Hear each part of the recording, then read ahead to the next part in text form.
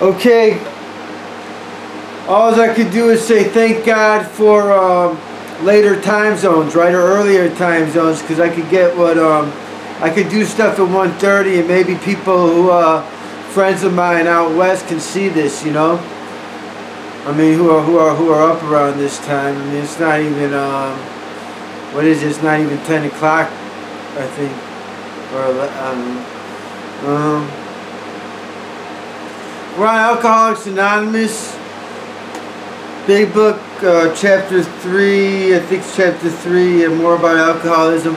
I'm going to read a story now. The next part is a story, and the story is going to be a little cheesy because it's an old-timey story. It was, you know, it was probably written, you know, it was written a long time ago. I mean, close to 70 years now. And,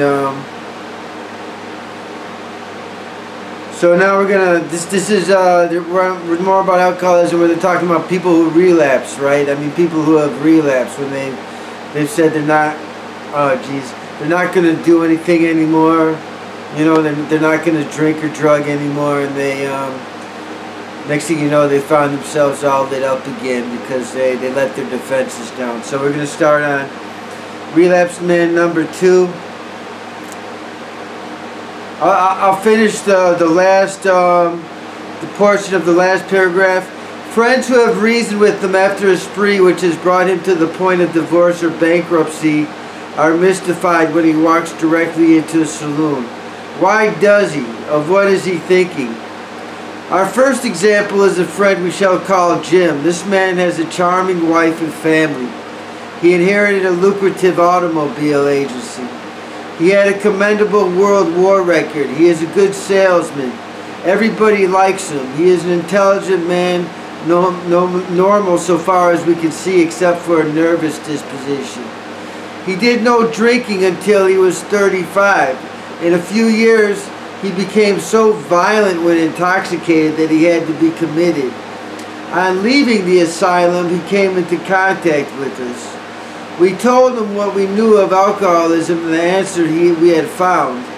He made a beginning. His family was reassembled and he began to work as a salesman for the business he had lost through drinking. All went well for a time, but he failed to enlarge his spiritual life. To his consternation, he found himself drunk half a dozen times in rapid succession. On each of these occasions, we worked with him, reviewing carefully what had happened. He agreed he was a real alcoholic and in a serious condition. He knew he faced another trip to the asylum if he kept on. Moreover, he would lose his family for whom he had deep affection. Yet he got drunk again. We asked him to tell us exactly how it happened. This is his story. I came to work on Tuesday morning. I remember I felt irritated that I had to be a salesman for a concern on one's own. I had a few words with the boss, but nothing serious. Then I decided to drive into the country and see one of my prospects for a car. On the way, I felt hungry, so I stopped at a roadside place where they have a bar. I had no intention of drinking. I just thought I would get a sandwich.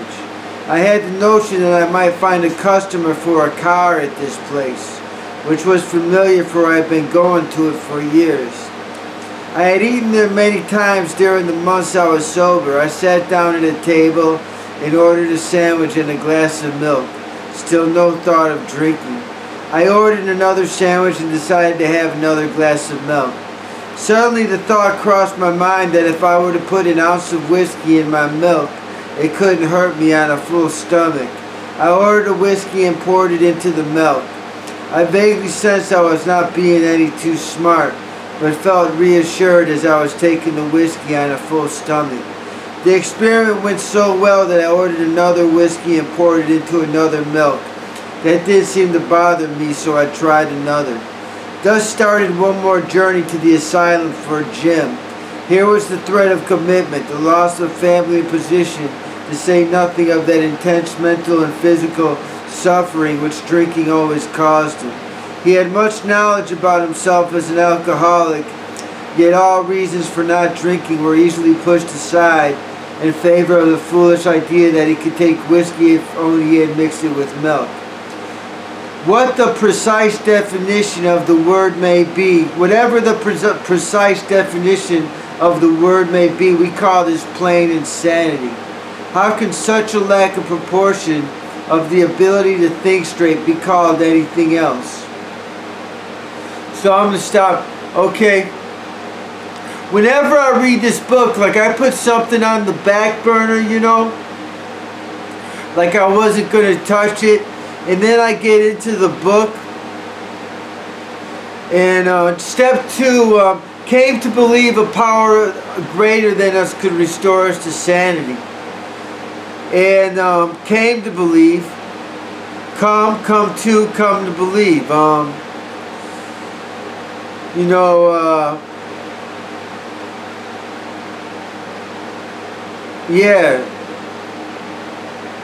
So I'm forgetting my train of thought for a second.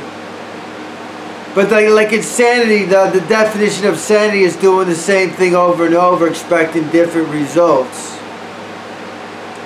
And this guy thought he could, you know, get away with pouring, you know, having it with milk. And next thing you know,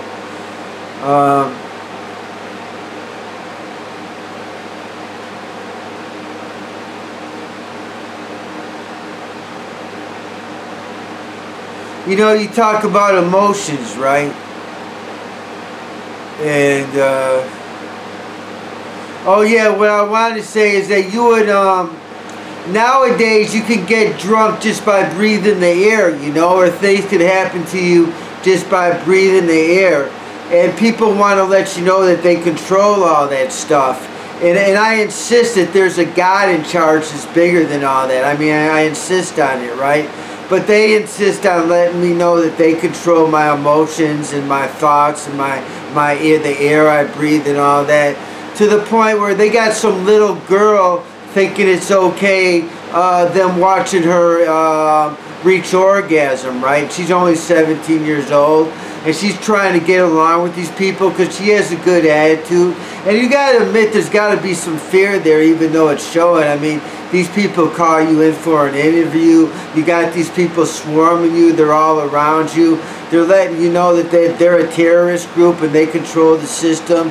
And next thing you know, you're laughing about how they watch you explode in bed, and you're just a 17-year-old chick, you know. So you know, when I read, I wasn't gonna touch this stuff, but then when I read in the book here, and I get in the book, which is a pure book, a pure healthy book, I just think of the cynicism and the sickness involved in all that, you know? The bullshit that they get us to buy into. Oh, that's okay. Oh, that's how the system is? You know how fucking... It's obvious a bunch of clueless people overran this fucking land, man. A bunch of clueless, evil people.